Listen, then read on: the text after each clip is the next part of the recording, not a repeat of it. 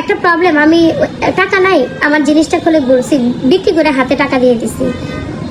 ওই একটা কিছু করবে, ঘরে চাল নাই, সংসার চালানোর মতো ওইরকম টাকা নাই, আমি আমার গলার চেইনটা বিক্রি করে চাল টাল কিনে দিয়ে দিছি, আমার নাক ফুলটা আমি দিয়ে দিছি। আমি এরকম দিয়ে দিই। আমার কাছে বড় বড় মূল্যায়ন জিনিস যেগুলো আপনারা মনে করেন স্বর্ণটন একজন আরেকজনকে নর্মালি দিতে পারেন, আমি দিতে পারি। আমার কলিজা অনেক বড়, আলহামদুলিল্লাহ। আমার কাছে এগুলার খুব একটা আছে না।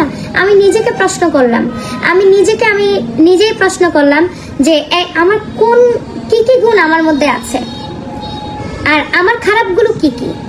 আমি আমার খারাপগুলো এক পাশে রাখলাম, আমি আমার ভালোগুলো এক পাশে রাখলাম। ভালোগুলোর মধ্যে আমি চিন্তা করলাম আমার হিংসা আসে না কারো জন্য। আচ্ছা না, নর্মালি আপনারা একজন আরেকজনকে দেখে হিংসা করেন, একজন পার্লার ওনার আরেক পার্লার ওনারকে দেখে হিংসা করেন। এই হিংসাটা বা একজন একটু বেশি কোনো কিছু দিয়ে দিছে, আমাকে কেন দেয় নাই, আমার ভাগে কম পড়ছে, এরকম হিংসা, প্রথমত এই হিংসাটা আমার মধ্যে আসে না। ধরেন আমার কেউ শত্রু হইলো, সে আমাকে হিট করলো, হয়তো তার কথায় আমি কষ্ট পেয়ে 2 ফোঁটা চোখের পানি আমার পড়বে, তার প্রতি অভিযোগ আমার ওই তৎক্ষণিক সময়েই থাকবে।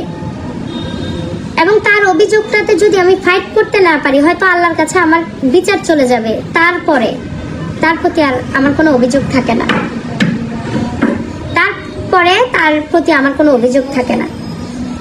তারপর দেখলাম আমি কাউকে কিছু দিলে আমার খুশি লাগে। আমি আমার দামি দামি কিছু, অনেকে আছে না দান বলতে, আমি পইরা একটা 3 পিস আমি পরে একদম টানা টানা করে ফেলছি, তারপর মানুষকে দান করে দিব না। আমি এটা না।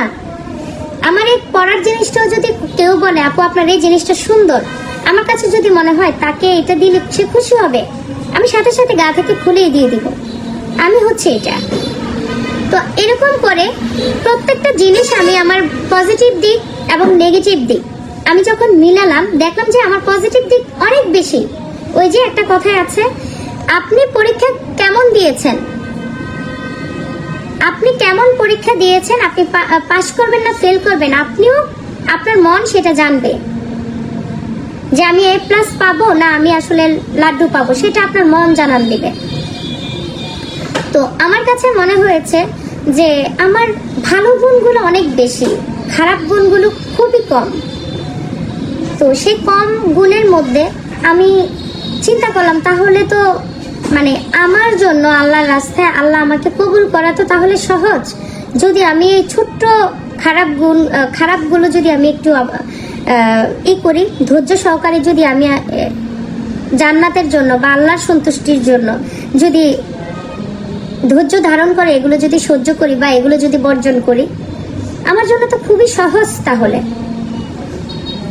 তো খারাপ গুণের মধ্যে একটা যেটা পেলাম সেটা হচ্ছে পর্দা।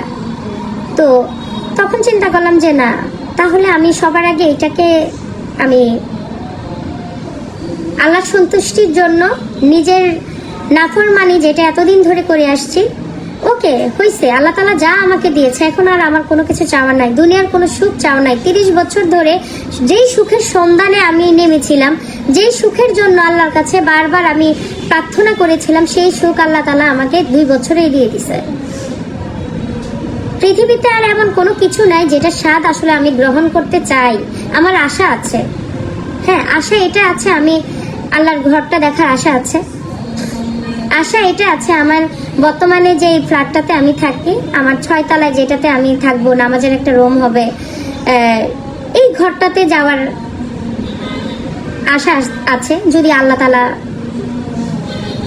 যেহেতু ঘর হয়ে গেছে মানে এটার একটু আশা আছে যে আমার ঘরটা সুন্দর করে আমি একটু সাজাবো। যেহেতু মেয়ে মানুষ, ঘর সাজাতে কে না পছন্দ করে। এখনো পর্যন্ত সময়ের ব্যস্ততা একটা প্লেট কেনার ওই রকম টাইম পাইনি। একটা মেহমান আসলেও মানে আমার 2-3টা প্লেটের মধ্যে আমার সীমাবদ্ধতা ছিল, কিন্তু টাকা ছিল না তা না, আলহামদুলিল্লাহ টাকা ছিল, কিন্তু সময় ছিল না। তো আমি আপনাদেরকে এটাই বলবো যে আমি আসলে এই লক্ষ্যে, এই পদ্মা বলেন, আল্লাহর পথে আসা বলেন, এই হেদায়েত আমি এখন থেকে চাইনি। এটা আমার আগের লক্ষ্য ছিল।